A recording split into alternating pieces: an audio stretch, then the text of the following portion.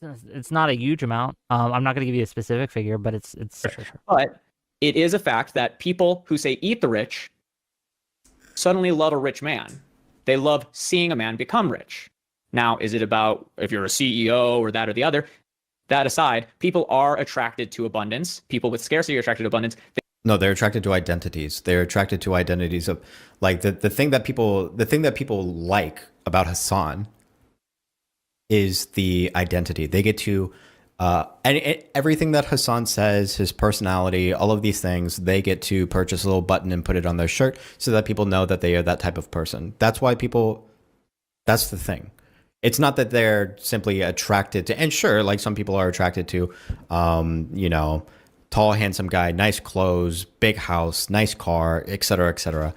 But I think more generally, it's about the fact that like you are identifying yourself as someone who watches this guy, and it makes you feel good. Makes you feel good about who you are as a person. Makes you feel like a good person. That I think that's the thing that makes Hassan stand out so much for a lot of people, is that Hassan makes his viewers feel like they're good people. They want to figure out what the traits of people who have abundance are so that they can be abundant with energy, attention, money, so on. This is the point of orbit. I feel like shit when I watch you. What does that mean? It means you want to feel like shit, so you watch me. Because a body becomes so celestially massive that smaller bodies become attracted because they're able to gain. That's what's wrong with you guys. That's what's wrong with you guys. In the momentum by relation. But one of the reasons that influencers, not just Hassan, but other influencers, are able to be abundant is because their orbit feeds them, right? That's the business model. They are fed by their orbit, right? They are fed by the whales, if you will, in the thing. And for better or worse, progressive leftist kind of ideology has very, very deep pockets. These are like, I don't know where this is going. What? Again, one of the quickest ways to get really, really rich is by going down these ideological rabbit holes. Not just the left, the right does it. Look at. Oh, then it seems like the point that you just made makes no sense. What? Yeah, you play into the identities of people you play into what people want to be. Whether it be a good person, whether it be a strong person, whether it be a heroic person, the type of person that they want to be. You feed into that. Yeah. And they get to identify themselves with you. But that's much more general than just saying that, like, oh, if you say this or that, you're going to get a lot of money. If you ponder to the leftists, you're going to get a lot of money. Okay, if you ponder to literally any group of people, they're going to give you money. Ponder. I think I said ponder. Pander. Sorry, I was pondering so hard that I slipped. Freudian slip because of my huge intellect. Wire and all these other massively funded organizations, but the left has it on a more disorganized, individualistic kind of way of. How much do you make from Progressive Victory? Do you feel comfortable sharing? Whoa, what was the question? And all these other massivly.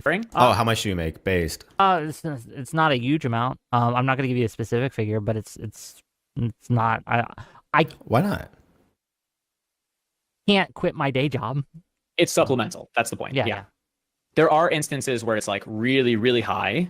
And obviously there is a perverse incentive that is related to how much you are being offered. And this is kind of what I'm talking about. I do think that people enter these places from scarcity, even though the scarcity is not necessarily intensive. Like if you know that there's somebody out there with a lot of money that will offer you that money, if you can become an effective spokesperson for them, that you can become an intermediary between them, the out of touch, financially wealthy, and the in touch, financially scant public, you can very easily become rich. You can become the Tim Pool of the left if you wanted, but it's not just. I feel like this is a really, really crude understanding of how people get into these situations as content creators and as viewers themselves. People get into these situations as content creators because, similarly, they have. They want to invent an image of someone that they could be, and they want other people to want to be that person. And other people want to be that kind of person. They want to tag their identity next to it. It's a bunch of people playing games with the type of person that they think that they want to be or that they think that they are. It's not about the it's not even necessarily about like, oh, I can trick these fucking like lefty retards into giving me money. Like, not really, no. Like Hassan, like, sure, there's audience capture, stuff like this exists, but like Hassan believes what he says, feels strongly about what he says. I think it'd be foolish to think that like Hassan is just 100% like a grifter or something. The left. Now, this is what I want to talk about with spaces of need. And I'm not just talking about the money, but I want to talk about this idea. I'm having deja vu. Wait, about what? What you are being asked to pay for a smart bed is stupid, and here's why. Introducing Nectar's adjustable bundle, the smarter. I'm having deja vu. Wait, about what? Of social justice and the left's duty to be the corrective or ameliorative corrective. The whole point is to balance the scale. Okay, so yeah, social justice warriors, I think, is a common vernacular. Brooks, are you quoting anti-Oedipus in my chat? Their duty to correct, to right wrongs, to fix things. Inequalities, yeah. So you can't merely be a nice person in the left. You need to be a nice person focused on being nice to the people who are not treated nicely. And sometimes when I say nicely, I don't just mean, like, hey. Okay, wait, hold on. Social justice and the left's duty to balance the scale. Their duty to correct, to right wrongs, to fix things. Inequalities, yeah. So you can't merely to fix things. Wait.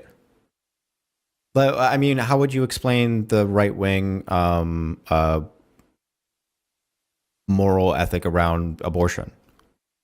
Be a nice person in the left. You need to be a nice person focused on being nice to the people who are not treated nicely. And sometimes when I say nicely, I don't just mean, like, hey, how you doing, Wick? I mean, listen, I'm not going to listen to a white man talk to me about XYZ. We have centered those discussions enough inside of the primary sector of the populace, inside of the mainstream media, yada, yada. So we must be a rebalancing effort. We are going to uplift Black voices, brown voices, women voices, cripple voices,